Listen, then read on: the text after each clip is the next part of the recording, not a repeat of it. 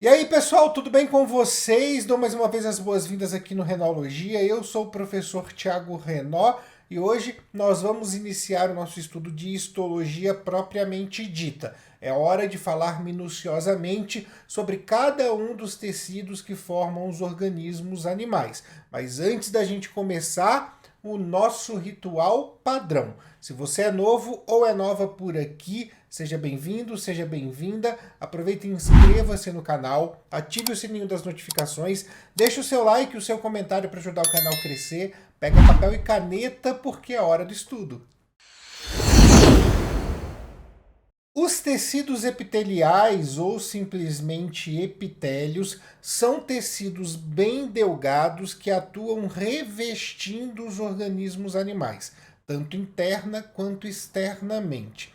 Eles são formados por células justapostas. O que significa isso? Células muito juntinhas, e por esse motivo não possuem muita matriz extracelular e também não possuem irrigação sanguínea, capilarização. Dessa forma, a nutrição das células do tecido epitelial acaba sendo a cargo do tecido conjuntivo. Sempre que encontramos um epitélio, temos aderido na parte de baixo dele um tecido conjuntivo, e é justamente esse tecido que vai se responsabilizar pela nutrição das células epiteliais. Nós temos os tecidos epiteliais atuando de duas maneiras no organismo, com duas funções diferentes. E dessa forma a gente classifica todos eles em dois grandes grupos. O primeiro grupo são os epitélios de revestimento, um nome que chega até a ser autoexplicativo. E o segundo grupo são os epitélios de secreção, que também é bastante autoexplicativo, mas a gente tem um outro nome para chamar esses epitélios. A gente está falando das glândulas. Quando a gente fala de epitélio de revestimento, a gente pensa logo na função de proteção, e realmente isso está correto, né? Reveste porque protege, mas existem outras funções também que esses epitélios desempenham. Já os epitélios glandulares, eles vão tanto atuar em situações de produção de substâncias que vão agir em um órgão distante, um órgão que não é aquele que produz, como também vão atuar no próprio órgão ou na própria estrutura que produz a substância. E a gente já vai ver isso de uma maneira mais detalhada.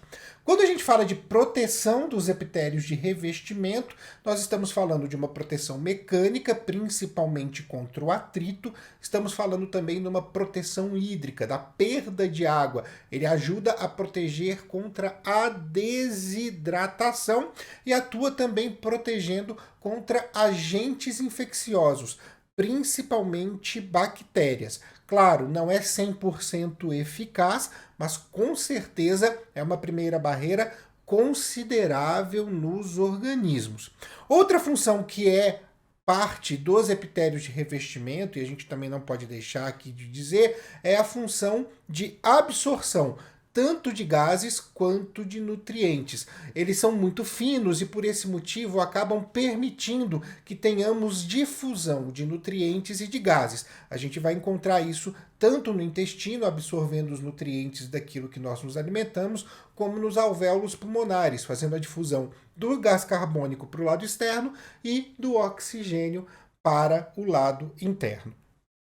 Para classificar os epitélios de revestimento, nós utilizamos alguns fatores importantes. O primeiro deles é a quantidade de camada de células que nós temos. O segundo é a forma das células que compõem esse epitélio.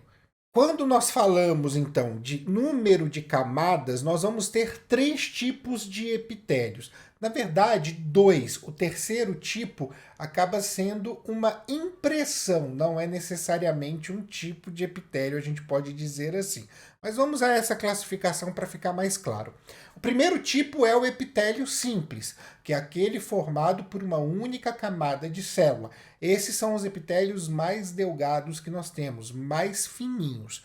O segundo tipo é o epitélio estratificado. Significa que ele tem várias camadas e isso deixa com que ele deixa ele um pouco mais grosso, um pouco mais denso que o epitélio simples, e por isso ele acaba sendo excelente para proteção das estruturas.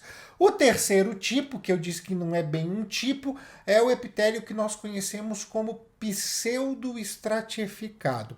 Se você já acompanhou alguns vídeos aqui do canal, principalmente da playlist Bioverbete, você sabe muito bem que pseudo em grego é algo próximo a falso, ou quase. A gente falou isso, por exemplo, quando tratamos os pseudópodes, né? E lá na fagocitose, aquela projeção da membrana plasmática que acaba sendo utilizada por algumas amebas para poder se locomover, por isso são chamadas de falsos pés. Quando a gente fala de epitélio pseudoestratificado, a gente está falando de um epitélio que falsamente parece que tem várias camadas, mas nada mais, nada menos que é um epitélio de camada única, ou seja, um epitélio simples. Por que a gente tem essa impressão que ele tem várias camadas? Por um motivo muito simples.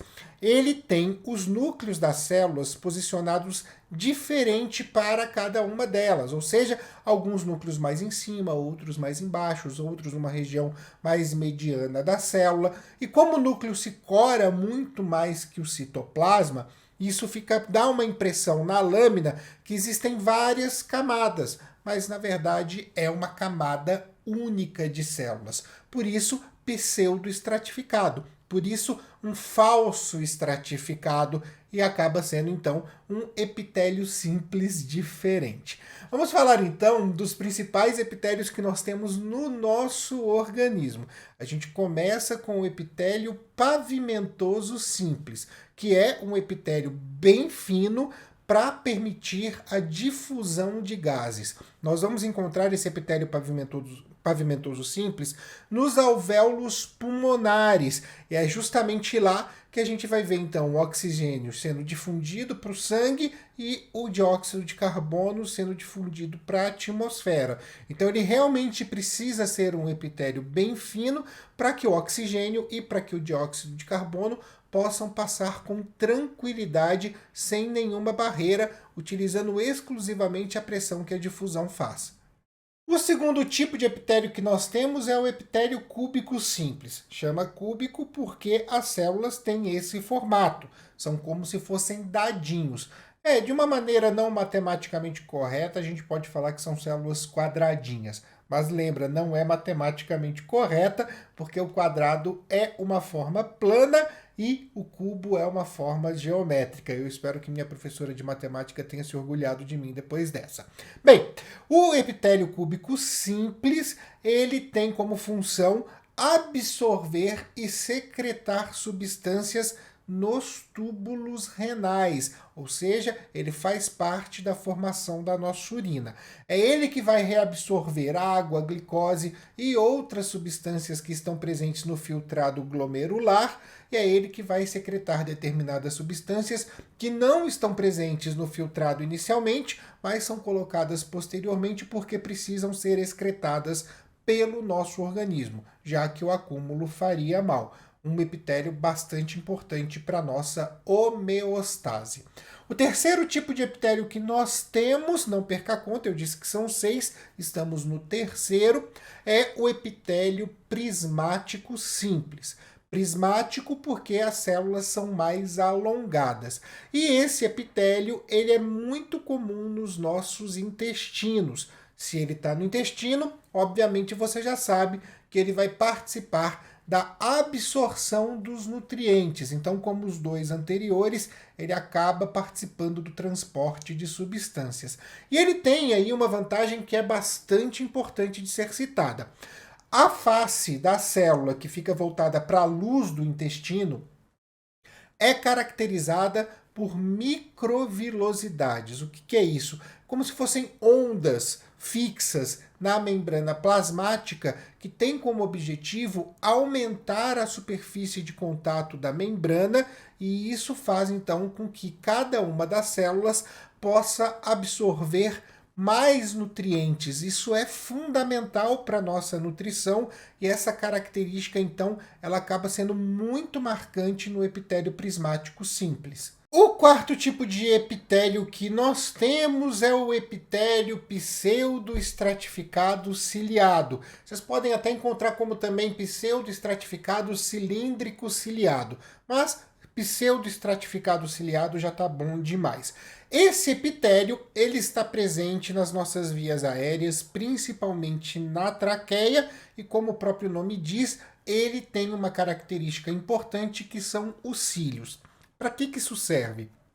Bem, esses cílios eles ficam batendo o tempo inteiro e são fundamentais para duas coisas. Primeiro, para manter um fluxo de muco, afinal de contas, o nosso aparelho respiratório produz muco e esse muco ajuda na proteção dele. É óbvio, ele também atua nessa pulsação, na própria proteção, tentando evitar aí que micro-organismos possam colonizar aquele tecido. É pseudoestratificado, ou seja, vocês sabem que estamos falando de um epitélio de camada simples, mas ao microscópio, por várias posições de núcleo, parece que são várias camadas, beleza? O quinto tipo de epitélio é o epitélio de transição. Ele é um epitélio estratificado que tem condição de se esticar, ele tem uma boa elasticidade. E onde ele está presente? Em um órgão, obviamente, que precisa mudar o seu volume o tempo inteiro. Eu estou falando da bexiga urinária. Esse epitélio, ele consegue, então, ter uma boa resistência para segurar, obviamente, junto com outras estruturas musculares de outros tecidos e tal, mas ele ajuda a conferir a resistência nesse encher e esvaziar de bexiga. E por fim, o último dos epitélios é a nossa epiderme, o epitélio pavimentoso da nossa epiderme, que é um epitélio estratificado e queratinizado. A gente já falou das proteínas aqui e já citamos a queratina em vídeos anteriores. Esse é o epitélio que faz parte da nossa pele, que faz parte do maior órgão que nós temos no nosso organismo. Por esse motivo, ele é um epitélio essencial porque ele é um dos responsáveis pela primeira barreira de proteção que nós temos no nosso corpo, beleza? Vamos dar uma olhadinha então fisicamente como estão essas diferenças dos nossos epitélios. A gente consegue ver aí na imagem bem diferente como esses epitélios funcionam de maneira bem diferente, né? Então o pavimentoso simples, que é bem fininho para permitir a difusão dos gases, o cúbico simples, que também é bem fino, que vai atuar aí na excreção nos túbulos renais e na reabsorção de substâncias, o epitélio prismático simples com as microvilosidades lá em cima, aumentando a superfície de contato para absorção de nutrientes. Temos aí então o epitélio pseudoestratificado ciliado, e a gente consegue perceber bem a diferença do posicionamento dos núcleos e conseguimos ver lá em cima os cílios, prontos para poder fazer o fluxo de muco e proteger também as células, proteger o tecido. Depois o epitélio de transição, que é um aglomerado, alguma boa camada de células epiteliais que vai poder se esticar. E por fim, então, o pavimentoso estratificado que nós temos na nossa epiderme, que são aí, que é queratinizado, e a gente consegue ver em cima que existe uma camada de queratina em cima, o que não acontece com os epitélios anteriores, tá bom? Bem, agora a gente tem os epitélios glandulares, os epitélios de secreção. E esses epitélios, eles também são divididos em tipos. Por quê? Porque esses epitélios eles vão produzir substâncias químicas, e essas substâncias químicas, muitas vezes podem ser substâncias de proteção local ou hormônios, por aí vai, elas vão atuar em um determinado local. E para atuar em um determinado local, elas precisam ser lançadas, elas precisam ser secretadas em um local. E é justamente onde se secreta as substâncias que dá a classificação para esses epitélios, para os epitélios glandulares. A gente tem aí, então, no caso, epitélios glandulares que são conhecidos como glândulas endócrinas. Essas glândulas, elas vão jogar a sua secreção diretamente na corrente sanguínea. Por que elas fazem isso? Porque a sua secreção tem ação em um órgão-alvo diferente do órgão produtor.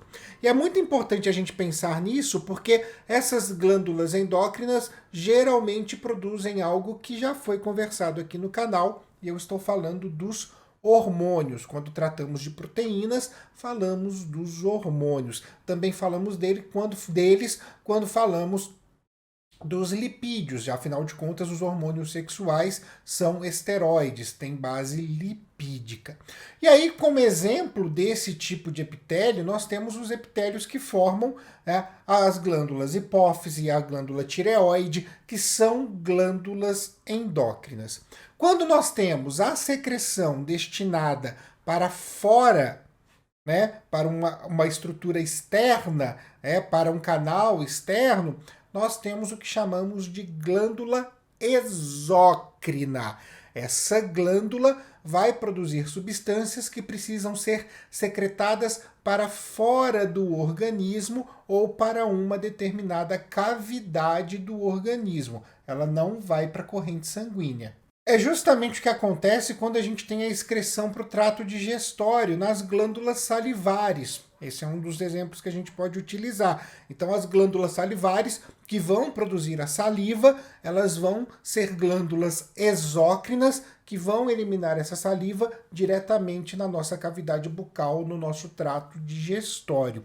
Essas glândulas exócrinas também são representadas pelas glândulas sebáceas que estão na pele, pelas glândulas sudoríparas, ou seja, são glândulas que vão produzir algo que sempre vai para fora, e por esse motivo, quando a gente tem esse tipo de glândula, geralmente a gente tem um canal secretor, um canal que vai simplesmente encaminhar para a cavidade ou para o lado externo a secreção dessa glândula.